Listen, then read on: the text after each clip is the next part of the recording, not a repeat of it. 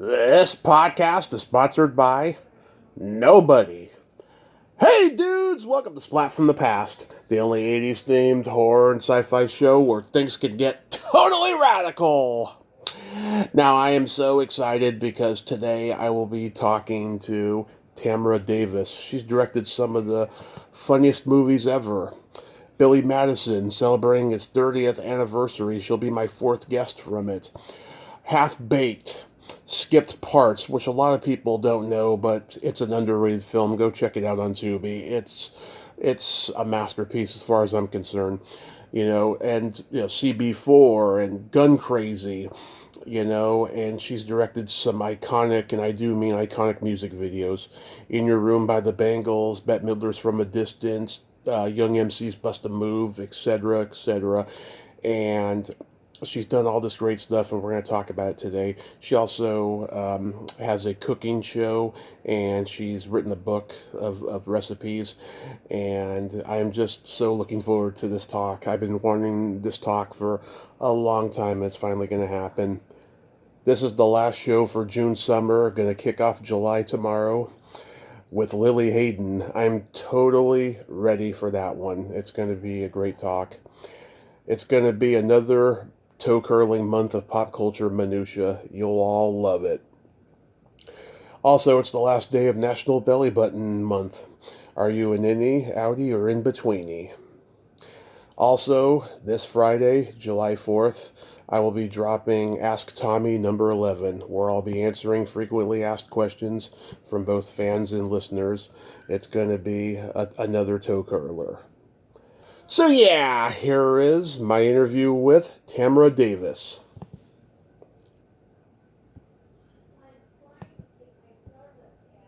Hey Tamra, welcome to the show. How are you today? I'm really good. How are you? Thank you for having me. Yes, I am just thrilled. I've been a fan of your work forever, and I thank you so much for coming on today. Thank you. So going back in time, do you remember the first movie that impacted you as a child? I'm gonna say Wizard of Oz. Mm-hmm. Oh yeah, I think Wizard of Oz. I think that was like something that every year it played, Yep. and I don't know, it was like scary, but it was also fantastical. So I think that movie was so crazy that movies could do that, and monkeys could fly, and witches could ride on brooms. So I think that maybe that film. Yeah, I was on CBS like every year, like around Easter, Thanksgiving time, something like Yeah, that. yeah. Yeah, I got to see the very last of it on CBS. I think after I was like 6 or 7, they stopped showing it, and then Turner bought it. Cool. Yeah, I totally remember that. So both your grandparents were in show business. Your grandfather was a comedy writer, and your grandmother was an actress, and she was under contract at 20th Century Fox. So is that where your love of movies started with them? I mean, yes, like even before them, my family, they came from vaudeville. So I think there was always like this kind of, entertainment thing. But yeah, I mean, my grandma was a dancer at Fox, like kind of one of the, in the line, not really an actress. Like I wish she had that much. But, she was a dancer and had a contract at Fox, which was still really cool. But yeah, my grandpa was a pretty big joke writer. That was his thing. So that was kind of fun. But those are things that they don't really make it like, oh, this is gonna help you get into show business. Right. Well, was your grandmother like in like Betty Grable and Dan Daly movies? I never really went back and tried to see which films she'd been. I wish we could have done that. I never really went back and saw, like, oh, is there a picture of you from here? I wish we would have. I mean, it was so early on. I think that she just thought it was like a whirl. Yeah, I mean, it's never too late. I mean, they're all over the place. Yes, I know. Yeah, that's so cool, though, that you had that. Did you grow up with brothers? I have one brother. Yeah, I figured, because it's funny because you've done a lot of comedy movies, and you seem to gravitate toward boy humor a lot. I know. I love boys. I do, but I think like that might be more because I don't know. Yeah, I just feel like that was like part of the thing of like, in order to hang, you have to be able to know how to hang with the guys a lot of times, if, you know, in the work that I was doing. So I think like that was, that was easy for me. Oh, yeah. I love hanging out with women who aren't easily offended. It's so much fun. Exactly. I'm not easily. I'll snap back, but I'm not offended. Like, I have fun with that. That's so awesome. So when you were in high school, you dropped out and you met an Egyptian producer and he took you to Italy for 6 months. What happened there? I'm like, where are you getting your info? Because I am working on it's probably been in other stories. I'm like, or maybe that's in, I don't know. But yes, that's all true. I went there and I wanted to be an actress, and I had a really wonderful time learning the culture and meeting directors. And I thought it was amazing, but I also was with another actress, this girl by the name of Nastasia Kinski, and I just thought she was like fantastic. And so after that trip, I kind of realized like she was an actress, and I wanted to more be behind the camera than in front of the camera. Really? Did you see how beautiful she was and how talented she was? You were like, I can't. I was like in awe of her, and I was like, oh my God, she just knew how to do it. And I was like, I could see it, whatever, but I just didn't have that kind of thing in my own, like, to be the person doing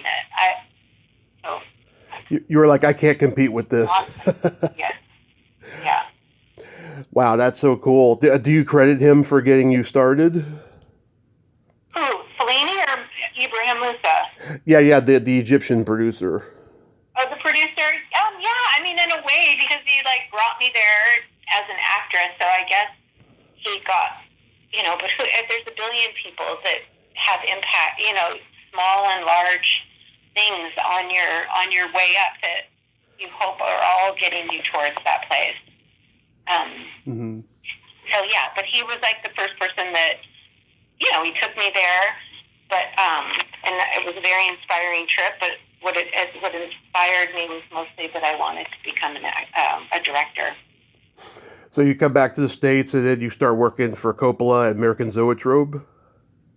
Yeah, as you see, Nastasia was on that movie, and so I was able to sneak onto that set, and and I watched him film, and that was like an amazing experience. That film was insane. They shot it in sequence, so I don't know if it's ever been done again like that. It just was crazy. Maybe a few people have to do that, but he was shooting it in sequence, and then I was able to get lots of, like, I found that it was easy to go up to crew members and ask, you know, if you quietly, you sit there, people really want to help you out if you're interested in filmmaking.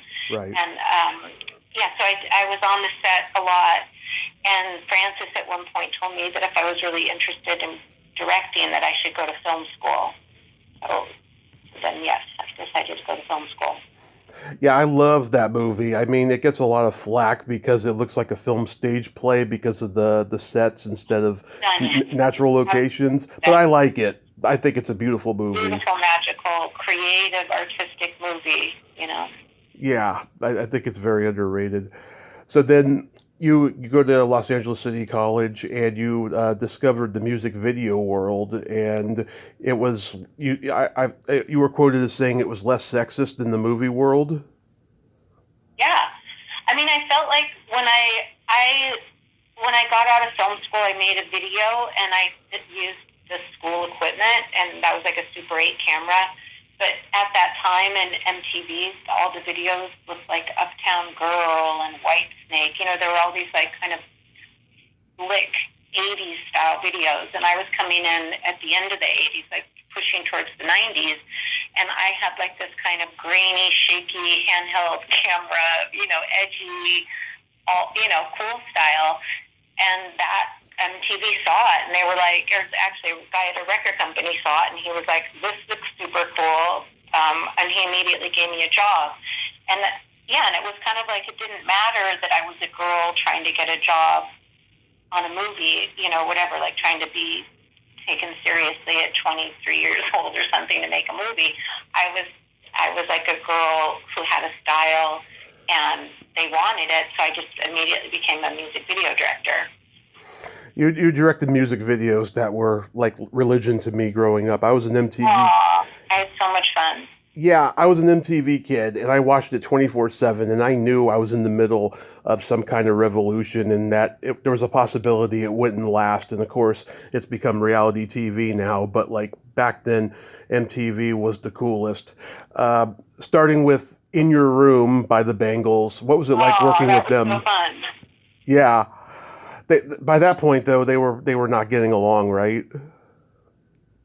You know what? I never really felt that. I didn't know. I don't know. With me, they were all. I felt like they were all. They all got together pretty well, but maybe the fact that they all had separate rooms might have been a good, good clue. Yeah. I think I like worked with each one individually. Like, what room do you want to design?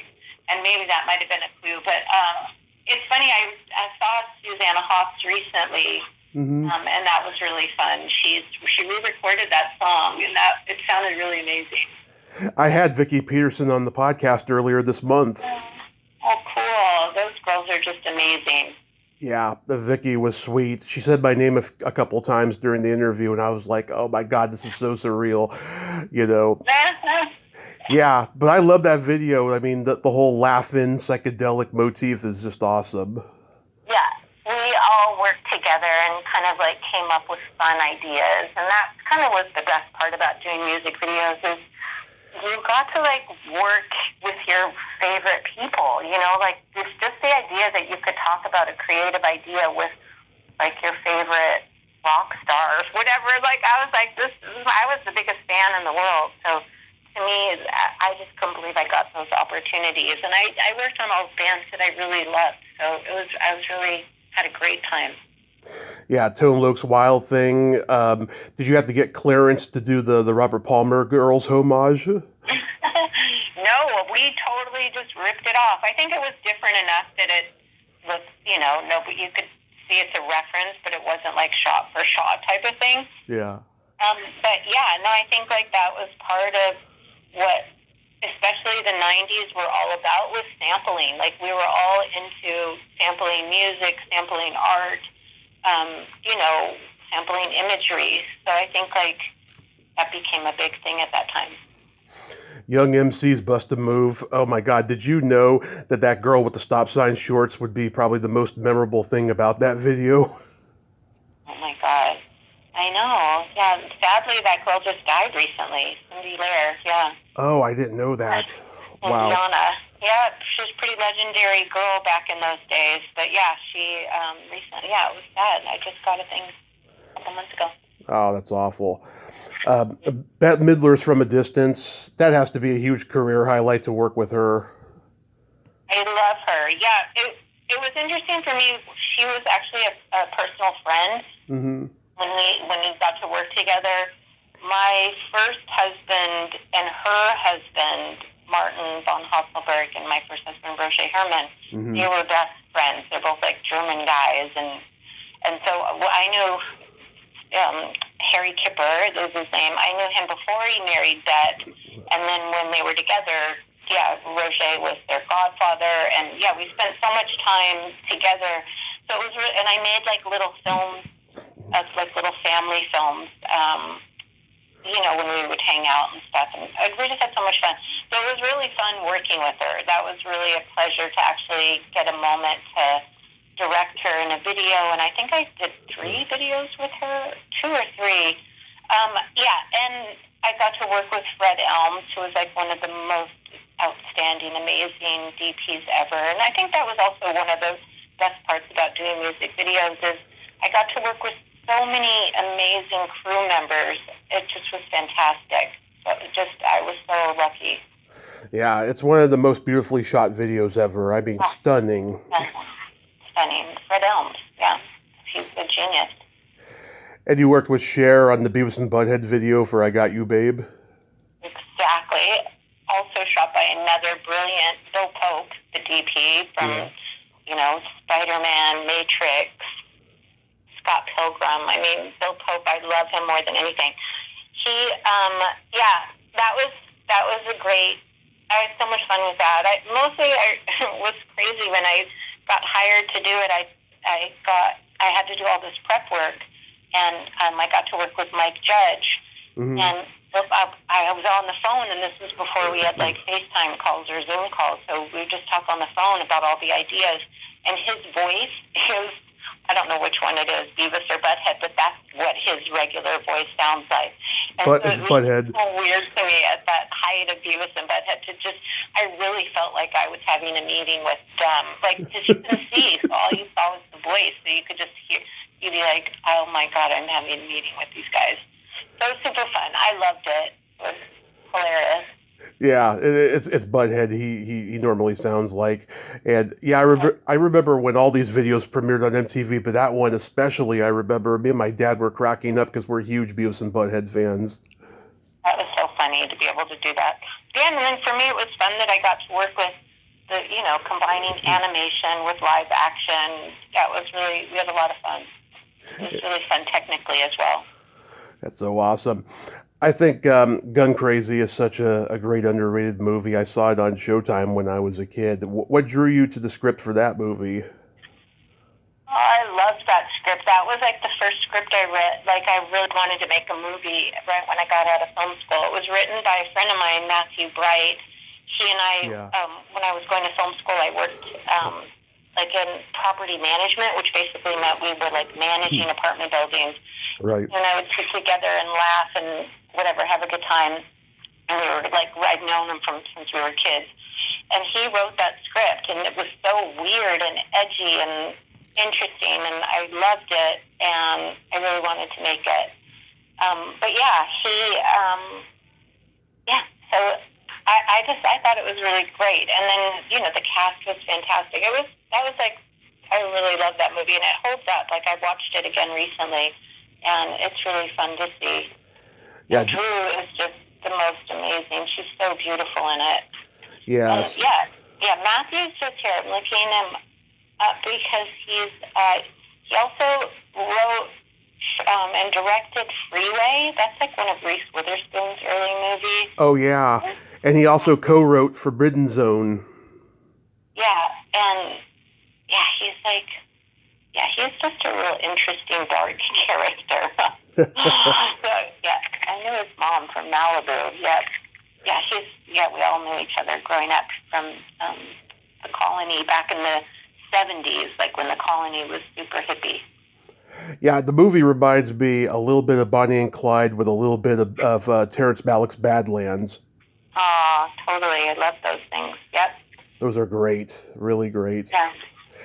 Yeah, so I think Drew, she was coming off of Poison Ivy, and her rebelliousness was kind of documented at the time. Was there any hesitation to hire her? Yeah, totally. I said no at first. I was like, oh, she's like a club girl. No, I don't know. I think, I didn't know. I didn't take her seriously. And, credit to Drew. She demanded to be seen. She was like, I believe that I'm Anita. You have to see me. And then, of course, I met her, and I fell madly in love with her. And, I think she's a most incredible actress and talent. And and I was so happy to have known her now. Gosh, I think when I met her, she was 14 or 15. Yeah. Yeah. I've talked to Ione. She's great. Did you read her? Oh, she's the best. Yeah, did you read her book? I loved her book. Oh, God, I loved it. Yeah. So fun to read. It's a toe curler and a page turner. Yeah, it just was fantastic. Really, really proud of her. Yeah, I went to some of the book openings and just so happy for her. Yeah, she's great in the movie. I love her hair, and she's got that almost... Oh, she's the best. That almost Valley Girl-like accent. Yeah. No, she's so funny. I love her. Yeah. So my dad took me to see Billy Madison when I was 11, and it's still one of my favorite comedies of all time. Can you believe it's been 30 years now? No, I can't believe anything's been that long. It seems like yesterday. So you had done CB4 at Universal, and then you had the Bad Girls experience, and then the original director of this movie bows out, and then you take it. That's what happened? Yeah, yeah, basically, yeah. The original director, yeah. I don't think he bowed out. I think there was some disagreement with the studio. Right. And then, but it was fast because, like, they shut down on a Wednesday. I flew up on a Thursday, and I was filming on a Monday. It was like, whoop, whoop. Yeah. Super fast. And it was nice and challenging, but, it was like, whoa.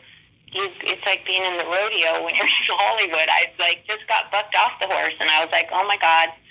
And so sad and wondering, is that it? Is that the end of my thing? And just no, you got to get right back on and, right? Yeah, and be there and don't let Hollywood take you down because they will. It'll crush you if you let it, any of this stuff. But if you really believe you're a filmmaker, you just keep going. It's like you just keep getting a camera in your hand and telling stories. Yeah, I've talked to Larry Hankin and Mark Beltzman and Dina Plattis, and they're all amazed that this movie has had legs over these years. Yeah. Speaking of Dina, I never understood the part when she's putting glue on her face. That's funny. I don't know what it means. Yeah, because I thought to myself, is she having facial treatments? It was really strange. What was it like working with Bradley Whitford? Love. She's the best. And, she's the best. It was nice. I saw him recently. Not recently, maybe, to me recently. It was 5 years ago. He's just wonderful. He's an amazing talent. Yeah, we worked on a show. I have to remember the name of it. It'll come to me. It has to do with the internet. Okay. Yeah, he seems like a really nice guy who's very passionate about liberal politics and stuff, and he's not that smarmy guy that he's so good at, Yeah. Did Jim Downey crack everybody up the whole time? The whole time. You couldn't, it was insane how funny he was. Yeah, and we crowded around him like he was God and just listened to every word he said. He was just the funniest person on the planet. Yeah. He was just great. Yeah. Is it true that Charles Bronson turned down to play the dad? No, I don't know. I don't remember. I don't know who they had. I don't know. I kind of just remember. I don't really remember. Valley of the Boom was the name of the TV show with Matthew. Yeah, that was really fun. But yeah, I got to work with him. It was the first time I'd seen him since Billy Madison. But yeah, I think we had a lot of fun on that show. And yeah, when fans come up to you, what lines do they quote to you the most from this movie? God. I hear people quoting things all the time, and sometimes I'll just and the grips will be quoting lines. Yeah. Either that or one of the other films, and you just realize, sometimes I know that they don't even know that I did that. They're just lines that are part of, American culture talk, whatever. They've made their way into, our vernacular. What's it called? Our It's called the nomenclature. Nomenclature. Whatever. They've made those sentences have made their way into the way we speak, so... Yeah, I just love, Billy likes to drink soda. Miss Lippy's car is green, Just his delivery of that is great. And the loser denial one, and, if peeing your pants is cool, consider me Miles Davis. Those are all great lines. And Norm, oh my God, Norm is so great in the movie. He's the best. Yeah, it was really funny because I had read the script, whatever. So I did not imagine Norm Macdonald as one of his best friends.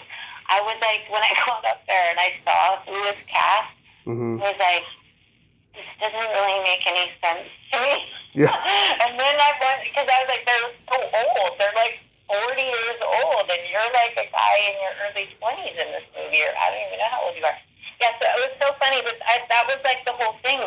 I just had to be like, try to really understand what Adam's comedy was and get behind it and understand it. I was like, same thing with The Maid, because I had the script, so I knew there were all these like weird sexual innuendos, and then I saw this woman, and I was like, that's The Maid? I was like, yeah. It's so funny. So you know what I mean? Like you realize that you're there as a director to support their humor. You know, these guys that are so talented writing this stuff, and I'm so happy that I have an incredible sense of humor, but that's also what sense of humor is it's not what you expect. Yeah. The joke comes in. And so I just loved always being surprised and laughing and being open to laughing. When they see the news report about the rich kid who bribed his way through school, and Norm says, now, hold on, it might be somebody else. That's just typical Norm hilarity. Yes, it's so fun. People primarily come up to you saying that they love Half-Baked more than Billy Madison. I never know what movie they're going to say, honestly. You never know. Yeah. I think it's become like the definitive stoner comedy since, the Cheech and Chong movies. And Tommy Chong's in the movie. Yeah. Yep. Yeah, we were definitely an homage. Yeah, what was Tommy like to work with? The best. Those guys are just so funny. Like, totally the best. Really smart. Yeah. It was just great.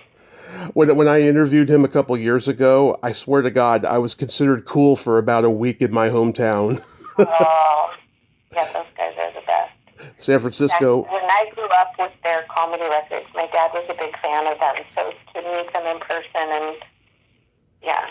Oh, yeah, Big Bamboo was a classic, one of the great ones. Yeah, like I heard that as a kid growing up. So just like meeting your idols or people that, like, it's just, what an incredible experience. Yeah. And working with Harlan was great? Yeah. He's very fun, very, very loose. I met him in 2019 at the Comedy Store. He did some crowd work on me and my mom, and then I saw him like in the bathroom later. He was a very, very nice guy. Amazing. And Neil Brennan, oh my God, his career has blown up since. What was he like? Neil Brennan is adorable. Like, he's just, he's super smart, funny, kind of nerdy. Mm-hmm. And it just was, I met him at first, both he and Dave were 23 years old, and they were just these young, fresh, bright comedians. They were so funny. So it was great working with him throughout the whole Dave thing, and, and then he did the TV show with Dave, which was incredible. And then I just really loved his stand-up, and he was dating a girlfriend of mine a little while ago, so I got to hang out with him a bit more. And it was fun seeing him again and just really, seeing who he's become as a comedian himself, which is just really fun in his experience. Absolutely. I love Skipped Parts. I think it's your best movie, in my opinion. Oh, thank you. That's so cool. I've been writing something, and I just wrote something about it. I couldn't believe how amazing it was to work with Jennifer Jason Leigh, who's like one of my idols. Yeah. And that was from a book that I loved, and I got to work with the writer from the book to adapt it to a screenplay, and I made it with my best girlfriends, and it just was I know, it's also a movie you could probably never make now. It'd be too controversial, but It's innocent and beautiful, and it's really sweet. I know I want to make movies like that more, so I'm hoping I have like my fingers into some indie films, and hopefully I'll get some cool, smaller films made soon. Yeah, I saw it, 10 years ago or whatever, or actually 20 years ago, I should say. And, oh my God, I was just like, this is an indie film masterpiece. I don't know why more people don't know it. Oh, thanks. I love it. I just think about how beautiful it looks and what we were able to create with no money in the small town. And Yeah, I had a really great time making that movie. Misha Barton, she's British. Did she have an accent when you met her? Yes, of course, of course.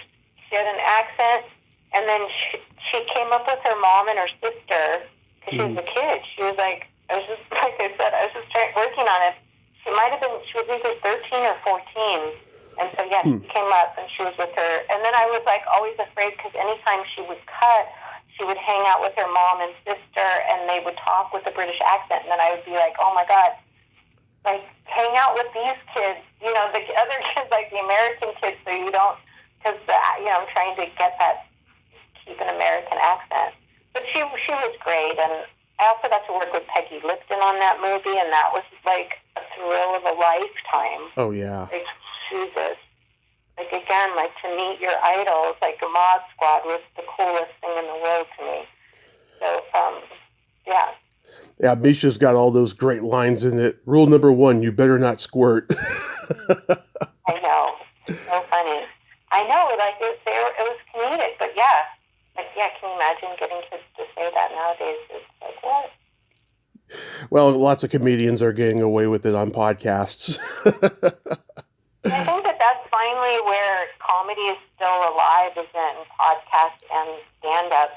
Right. And even on the shows, the stand-up shows. But in film, it just feels like, and TV, it feels like they've been so crippled because of, I don't know, just there's, when you're doing focus groups, get stuff, whatever, to get through the studios or the streamers, the focus groups, there's no way you're going to get everybody, whatever, they go crazy on that stuff.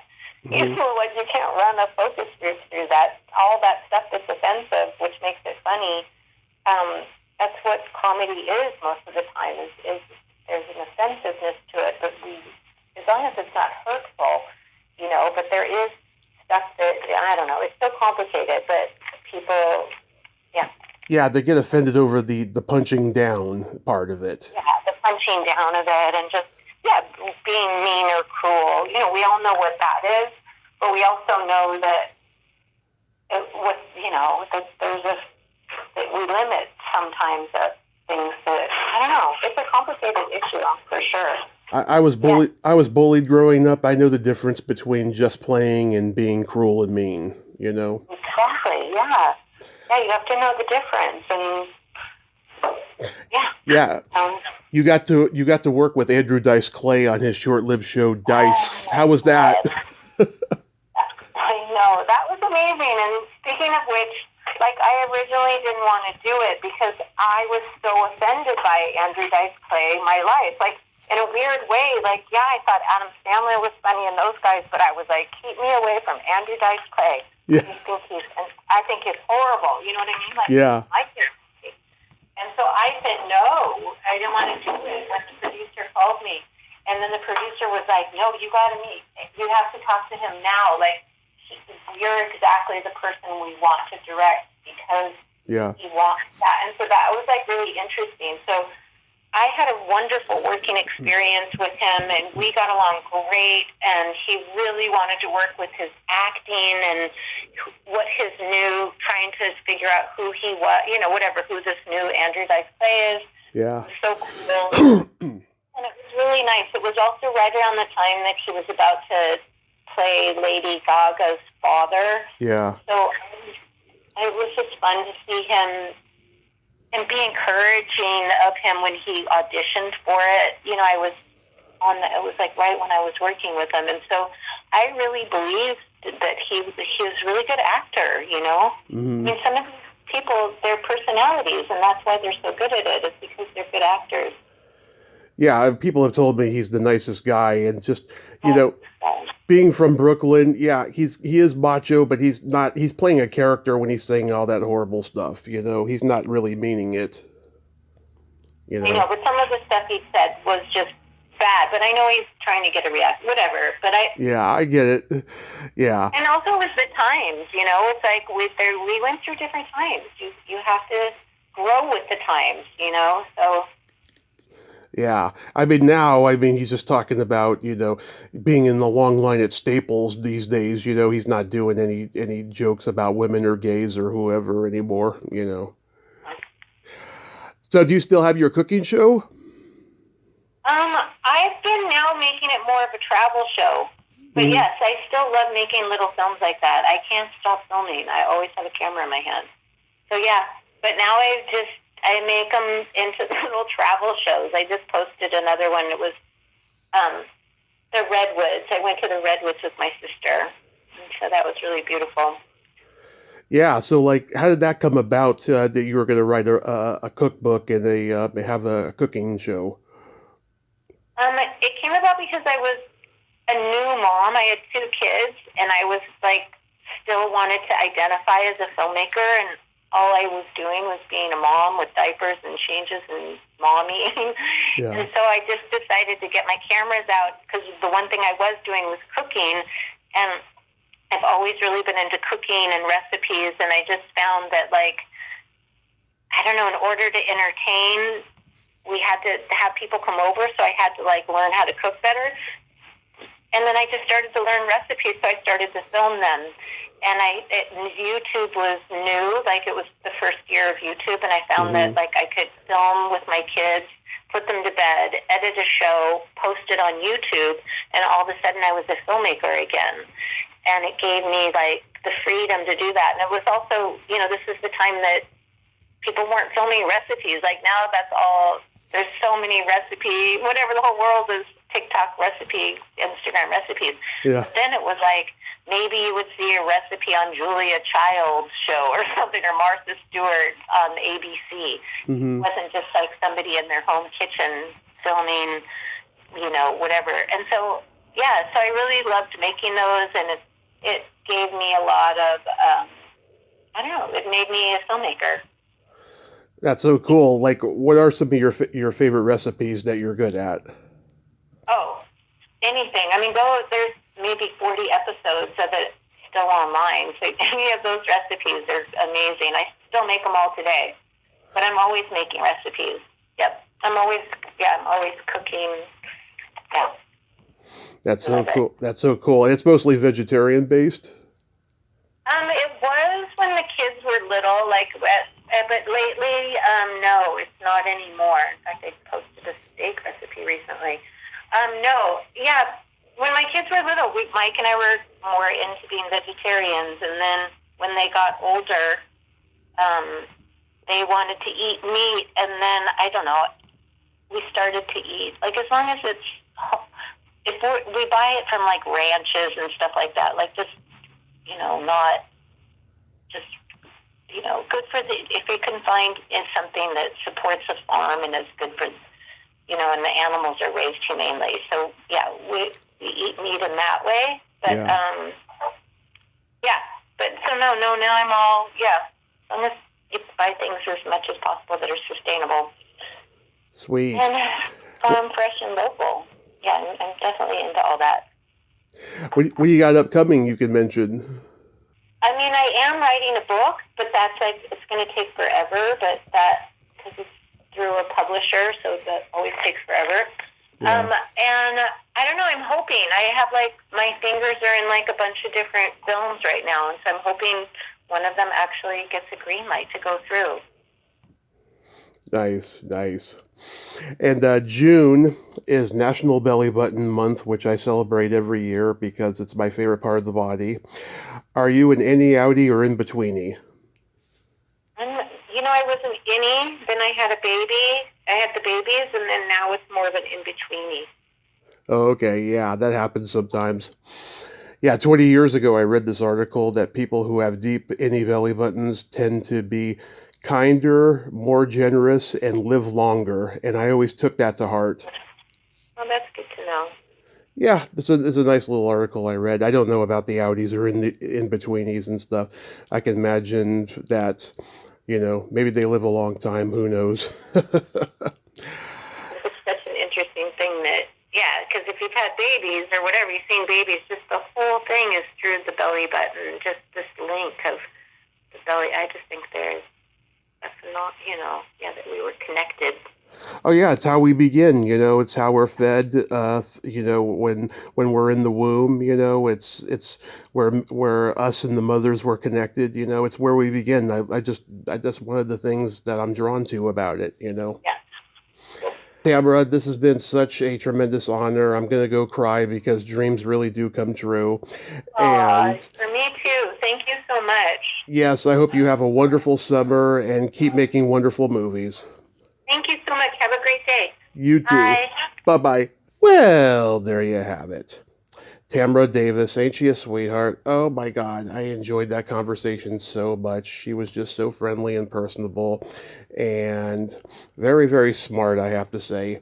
And yeah, that's so awesome. God, she's had an amazing career. She's one of the many female pioneer directors in Hollywood, along with greats like Amy Heckerling and Martha Coolidge and Marissa Silver. I mean, she's on that list. She is just awesome. Well, until next time, this is Tommy Throwback Kovac saying there's no shame in living in the past because the present sucks. Later, dudes.